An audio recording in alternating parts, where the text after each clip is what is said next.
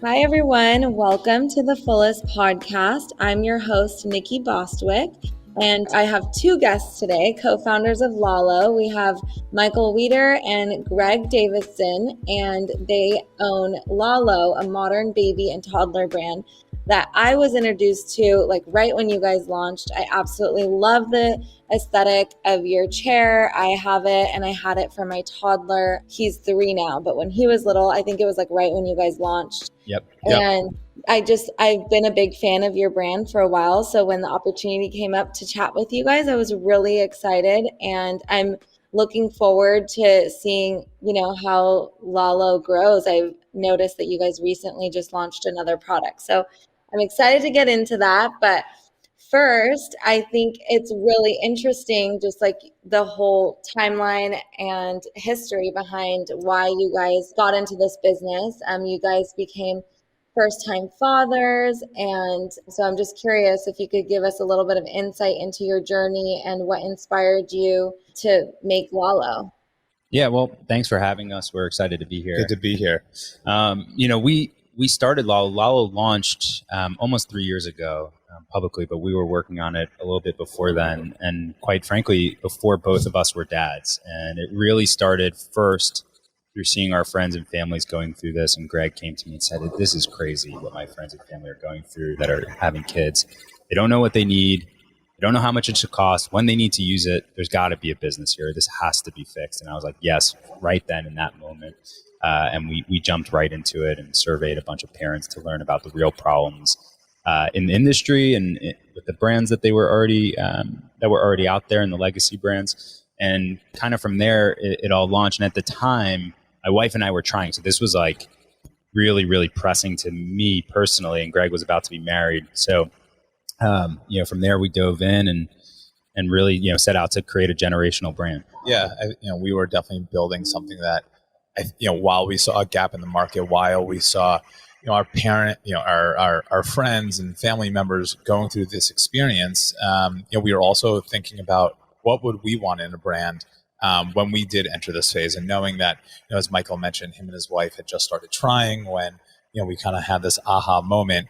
Knowing this was kind of the next phase in life for us, it actually felt like a great time for us to hunker down and get started here. So what were your backgrounds before? Obviously, I'm assuming you were friends. And what did you guys do before? We weren't friends before. No, we were. So Michael and I, we used to work together at a company called Way Up. So I was the fourth employee hired as their head of sales. And while I was at the company, one of the co-founders at the time and the CEO, she was telling me about this marketing guy, and he was amazing. And she just hired my new work bestie, now my new work husband, and Michael. And so Michael joined the team as the fifth employee. He can tell you a little bit about what he was up to. And then I left after about a year and a half, almost 2 years, and then I joined Artsy, which is like the largest fine art marketplace, and joined them as their VP of sales and partnerships. And then had this idea, brought it to Michael as my amazing brand and marketing friend, and we took it from there. Yeah, and like Greg said, we worked together. That's where we linked up and stayed close, and until this brought us together in a much more deep way. Prior to that, I was spent just over 3 years at Way Up, being as their head of brand marketing and partnerships. Prior to that, spent time in just entrepreneurial and also in the sports and entertainment world as an agent and a music manager, and starting a few businesses. So, back in the entrepreneurial grind for a few years, and with an amazing partner in crime. And, we've been tackling this challenge, and have accomplished a lot, but have a lot to still accomplish. That's so exciting. I love stories like that, and learning how people meet and bring another baby to life, obviously in the form of a business. So, okay, so you guys got together. Greg, you came to Michael and you had this idea. Were you guys from the beginning ideating that it would be this milestone, like product launching for each milestone? Yeah, pretty much. Like, what we saw as a big gap in the market, that there weren't really brands that were living with the customer and supporting them through their journey of parenthood, through the milestones with their child. And a lot of what was was out there was really predicated on selling fear and anxiety. And I'm sure you've experienced this as a mom, the products that really, really basically tell you your kid's not going to sleep unless they do this, or they're not going to eat unless you buy our product. Like, that's not true. And we felt there was such an opportunity to just market through love and connection with the customer, and be there and celebrate through all these different moments. A lot of brands have to like manufacture moments to celebrate with their customers. Ours are built into our customers' lives. And we thought that was an incredible opportunity. Yeah. And, especially when we started and even now, right, I think what made Lalo special is, we took, I think some of the, the old school D2C playbook of looking at categories that were stale, didn't have connections with the customer. And there was so much of this then. And like I said, still now. So right, if you think about some of the most well-known brands, they've become really, really well-known for one product. And their idea of hopefully getting that customer back or following that customer is to launch a kind of second iteration of that product, maybe a year or two later, say, oh, now you have 2 kids, and so you need this product. And so that milestone journey was really, really resonated with us really quickly to kind of build this brand, be able to talk to them way more often. And because most of these brands were built at retail, there was still that white space in this category. Yeah, it makes a lot of sense because when you think about like Milestone companies directly, targeting baby products, I would think of maybe like toys for each phase, right? Like a 0 to 3 month, 3 to 6 month, whatever, and so forth. But then I never would have thought of like big picture, like the chair or ladder or the play gym or that sort of thing. And then also like, I think it's so smart what you said about how it's a lot of times fear-based. Like, for example, nothing against Happiest Baby. I think it's amazing and has worked for so many of my friends. And I personally bought a snoo, but I bought it because I was scared that I wasn't going to get sleep. And then I never used it and I spent $1,200 on it. And like my kid didn't want it. And I know multiple parents that have done that. And I think you nailed it when you said it can be fear-based. Like maybe someone buys that same product because they love it or their child loved it and so forth, and nothing against the product, but I agree with you. I think marketing in the way that it's from love and so wonderful for your kids and a great way to connect with them, I think that's brilliant, and I absolutely love that. So I think that's really great. And I'm curious how you guys like decided to start with the chair as the first product. Yeah. So, I mean, we actually had a previous product. We had a stroller early on and then went into the chair shortly after. And there was a whole milestone. I remember. Okay, yeah, a whole milestone approach of, we launched the chair 4 months after, because that's typically when people are going to install it. And we grew in a tremendous following of people who were waiting for a product to buy from us. They already had a stroller or whatever. What became really clear to us over time was that we were winning in the home. Like what we were doing was creating beautiful products that parents were proud to own. And they didn't have to put away because they weren't shiny and green and, just built for their child. But we built it with both the parent and the child in mind, especially from an aesthetic perspective and safety and everything that the parents are looking for. And we'd try to remove as many trade-offs as possible. So the chair was a big component of that. And then from there, really thinking strategically around what else do people need for feeding? And then, as we grow, really thinking through both the milestones, but the different rooms that parents, use or co-use with their child, and what are the different components of those rooms. And most of those rooms have an anchor product, a pillar product, something that's bigger, more expensive, more researched. And then there are a lot of accessories around that. So for our high chair, that could be our feeding accessories, our tableware. We find that parents and our customers really want one brand that they can trust. So they don't have to keep going through that decision-making process and that same research and waste all these hours. We care a lot about building that trust with our customers so they can worry about the things that really matter, like their development. Are they sleeping? Are they eating? Are they doing the things that they need to live their lives? And we shouldn't add one more thing of stress to their life. We should just be that trusted go-to brand. Did you see other legacy brands that found themselves making a stroller and a high chair and just creating products like that for the home? Or do you think that they all kind of like stuck to one thing? Yeah, I mean, traditionally, that was part of the white space we saw. They really, they became known for one thing very quickly. And so even if they did expand to other products, it took them a very, very, very long time too. And so for us, by actually building out our products, like Michael mentioned, we launched our stroller, but very tactfully, we launched a high chair about 4 months after, which of those customers, right, the hope would be, oh, that kid is, maybe they're taking their first bites of solids at that point in time. And so just being able to develop product with that cadence was huge to showing our customer, we will have the things that you need as your child begins to hit new milestones throughout their life.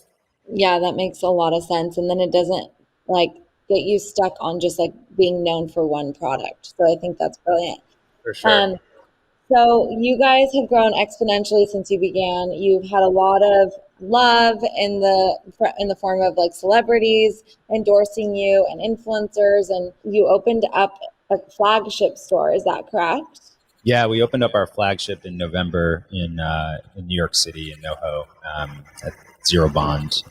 Address is Zero Bond.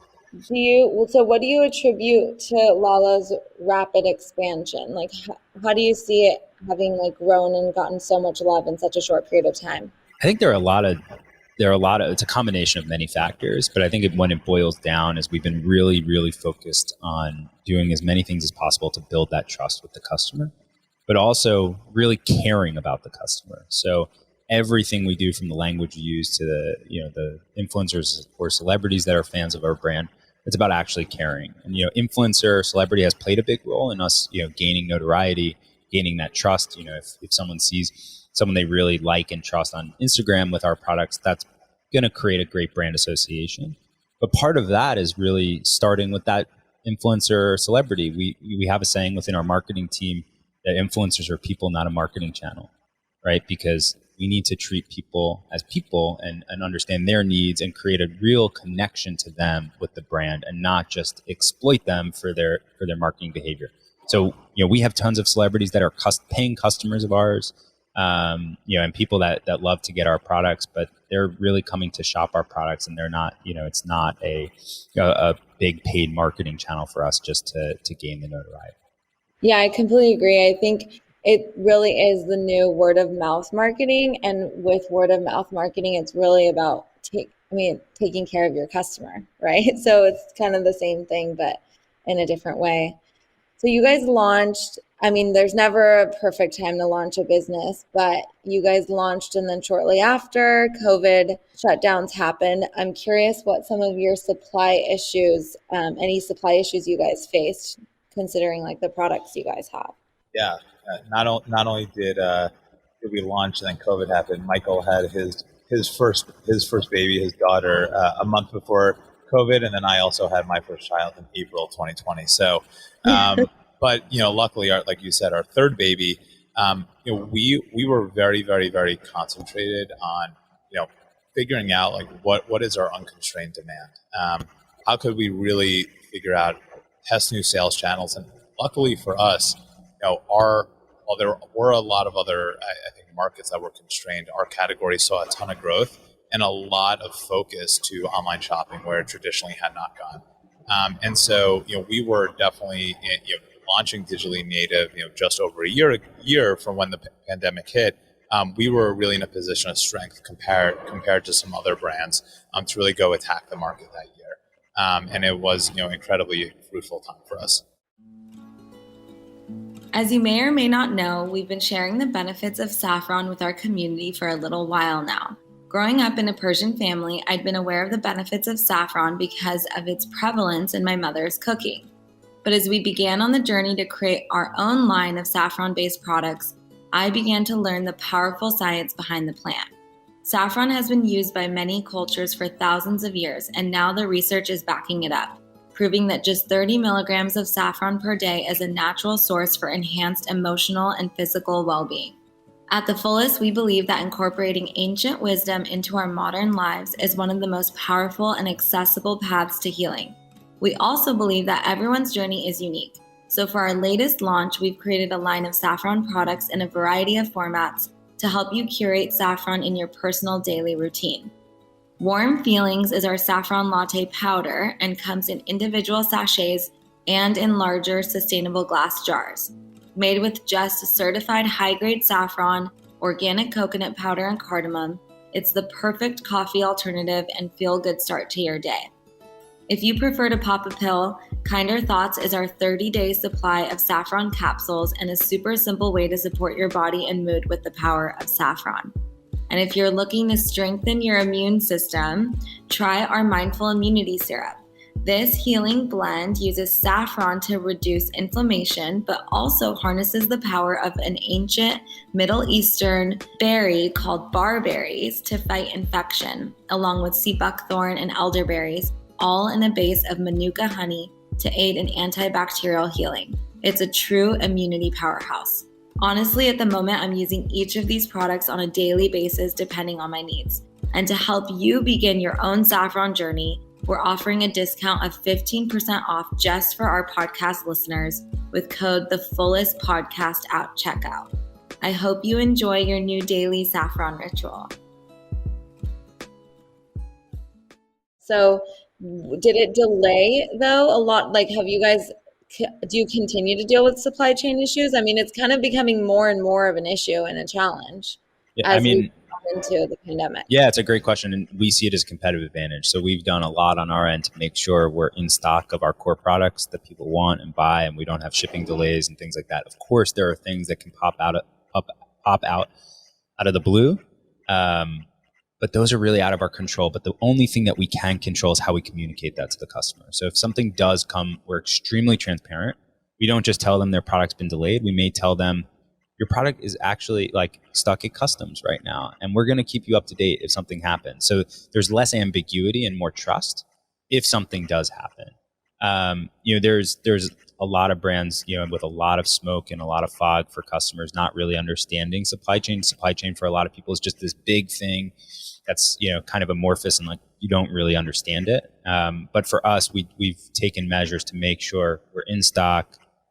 People can get our products; they can get them in time because there are plenty of baby products that are hard to get. There've been numerous press articles about it, but for us, having products people buy is really, really important.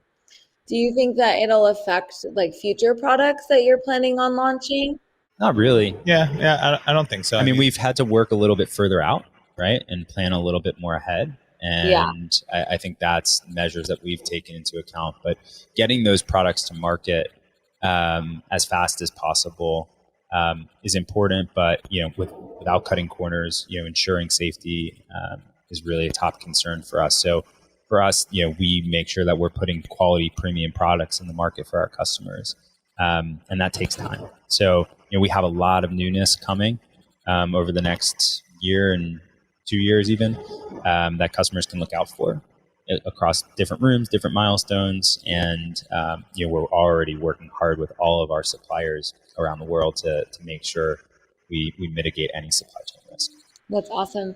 So speaking of high safety standards, which you guys obviously adhere to the highest safety standards. So can you guys tell us a little bit about like that experience of going through something like that? Because another furniture company, any furniture company might not have to go through standards as high as having like a baby or toddler company. So what exactly do you do? Yeah. So first and foremost, it starts with the materials, right? Are we using the best possible non-toxic materials? Are we understanding all of the compliance that is in place there in terms of chemical usage and things like that? Prop 65 in California is a pretty serious law about the use of phthalates, and we've eliminated all of those, or they've never shown up in our products. We use FDA grade silicone, where we use silicone. We use FSC certified beechwood for all of our wood, so you can guarantee that it's sustainably sourced.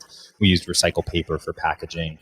We're actually in an initiative right now to make sure 100% of our packaging is recyclable by the end of the year. And there's a lot of different stuff that goes in on the front end. And then there's the testing components, right? Understanding the standards, what you need to test for. We work with compliance teams to make sure we have a strong quality and testing system in place. And then we test our products more often than is even needed within the market, so that there's never ever a fault, and we can assure our customers that they're working with safe, using safe products around their kids, because that's certainly a concern, and we take that extremely, extremely seriously.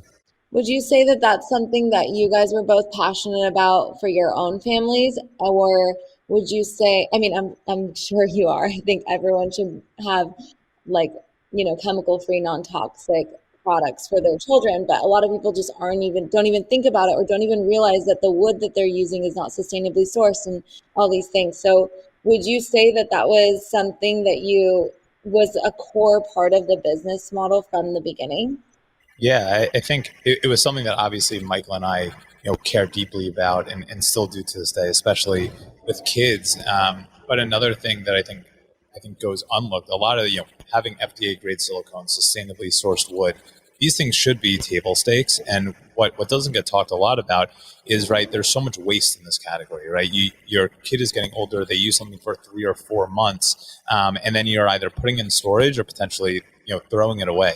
And so for us, as we thought about how do people perceive the value in our products, we really thought about the longevity of them, right? So our high chair turns into a play chair, and then there's another product you can purchase for it. Our play gym that we just launched turns into a tent when they're done using it, after the first 6 to 8 months of their lives. And I think that is also equally as important. Is how long is the child able to use that product for, and also I think the perceived value then to the customer goes up exponentially. That's amazing. It's so thought out. And that's one of the things I love about the high chair too, because right now I use the high chair for my 6-month-old, and I keep changing the legs out based on like what table we're eating at. So if we're at the normal dining table, she'll be obviously in the highest setting, but then my toddler loves to play with her at his little like play table area. And so we just like swap it out and she gets to hang out with us. And then like you said, I just love the fact that later on it just turns into a regular chair and so forth. So I think that's so thought out and so incredible that you guys are building a brand like that. Because even like, for example, Goodwill, like if you wanted to give something to Goodwill, I'm pretty sure they don't take baby products or kids products, which just, I mean, baby products specifically, which is so interesting to me. Yeah, I So think there is certainly limitation on used products. And look, there are products that have second lives and are used, and that is certainly a more sustainable way to pass it on. But if we also want to deliver the most value to our customer too. We make premium products. They're not meant to be cheap. They use great materials. And we want people to make sure they're getting the best bang for their buck as well. So if they can use a high chair instead of using it for 2 years, they can use it for 6 years. That's incredible value on top of the sustainability. yeah. Okay, so we often speak about challenges of working moms. I'm one of them, and especially those launching and running companies. So, what have you guys experienced from the male perspective, and how have you set up your family structure to support raising your kids and also managing a new business? Yeah, I mean, I think this is an extremely, extremely personal question that everybody needs to assess on their own. For it really comes down to your financial ability to afford different types of childcare. How if you're in a partnership, if you're not in a partnership. I think Greg and I are extremely lucky to have two amazing partners that support our entrepreneurial journey and the craziness that comes with running a business. But there are certain and there are sacrifices. There are times where you miss bedtime, where you have to leave early and you don't get that time in the morning.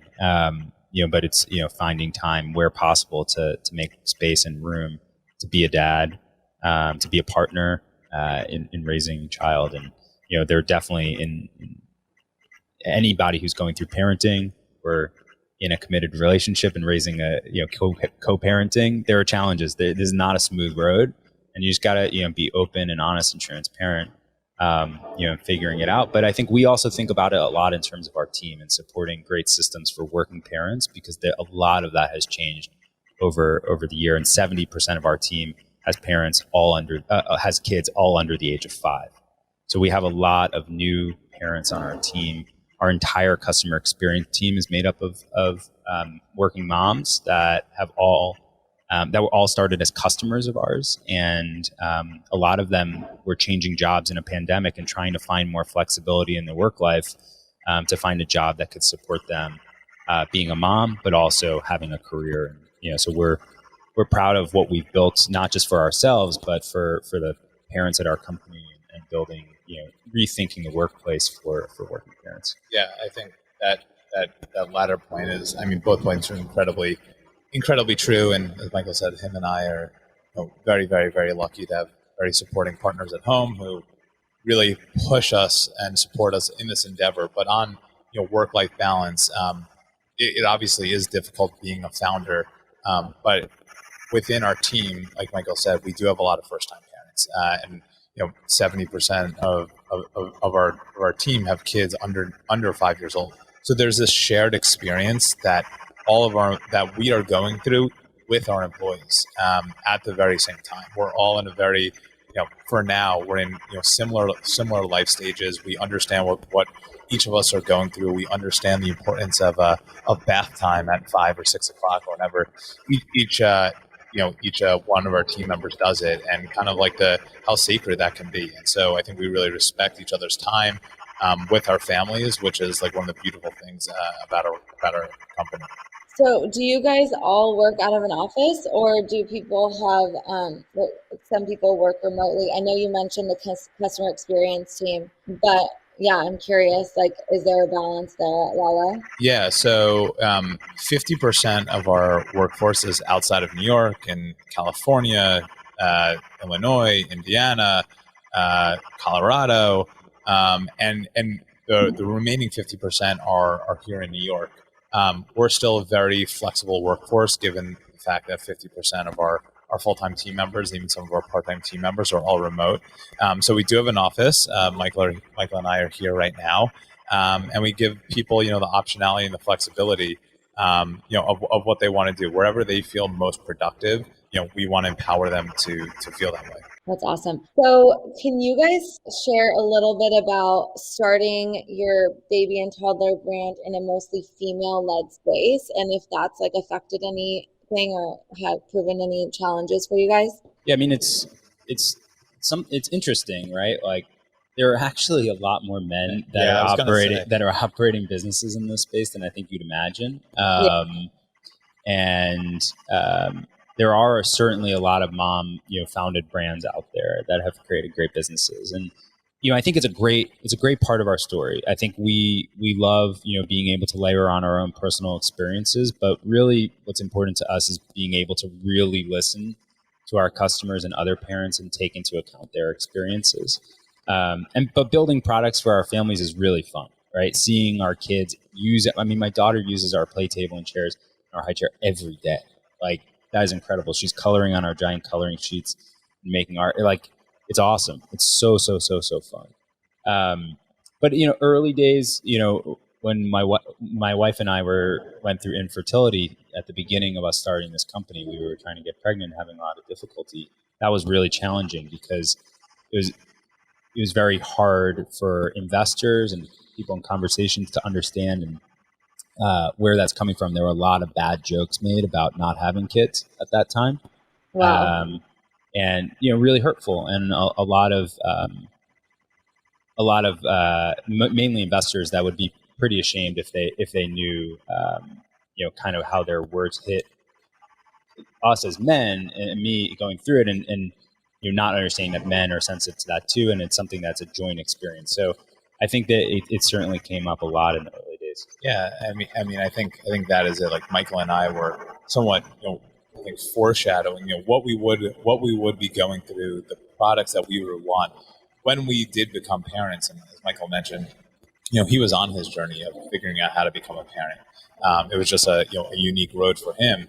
But I'd say for other people who have a business idea, I think male or female for that matter, how many t-shirt or sock companies get started out? They don't know how to make a sock. Like, just because we weren't parents didn't mean we were any less educated or trying to figure out how to become more educated on something we thought was an awesome opportunity. And so, yeah, I think like that would be, I would imagine our biggest piece of business advice for anybody.